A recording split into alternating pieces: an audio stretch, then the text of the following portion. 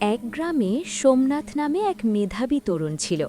তার বিশ্বাস ছিল বই পড়েই জগতের সব জ্ঞান অর্জন করা সম্ভব। সে দিন রাত শাস্ত্র পাঠ করত এবং নিজেকে অনেক বড় পণ্ডিত মনে করত। একবার পাশের রাজ্যে এক বড় জ্ঞান সভা আয়োজন করা হলো। সোমনাথ সেখানে যাওয়ার জন্য রওনা হলো। মাঝপথে তাকে একটি ঘন জঙ্গল আর তার মাঝে থাকা এক বিশাল নদী পার হতে হবে। নদীর ঘাটে গিয়ে সে দেখল এক বৃদ্ধ মাঝি বসে আছেন। সোমনাথ অবজ্ঞার সুরে মাঝিকে বলল, ওহে মাঝি, আমাকে ওপারে নিয়ে চলো, সাবধানে যেও, আমার কাছে অনেক দামি দামি শাস্ত্রের বই আছে। নদীর মাঝপথে হঠাৎ আকাশ কালো করে ঝড় শুরু হলো। নৌকা টালমাটাল। সোমনাথ ভয়ে কাঁপতে কাঁপতে চিৎকার করে উঠল।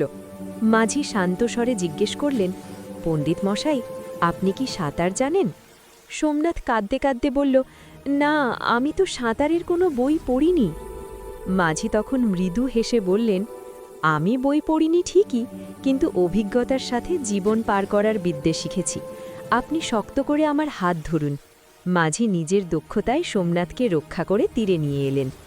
সেদিন সোমনাথ বুঝতে পারল, বইয়ের পাতায় তথ্য থাকে, কিন্তু সেই তথ্যকে জীবনের প্রয়োজনে ব্যবহার করার জন্য একজন অভিজ্ঞ গুরু বা পথপ্রদর্শক প্রয়োজন।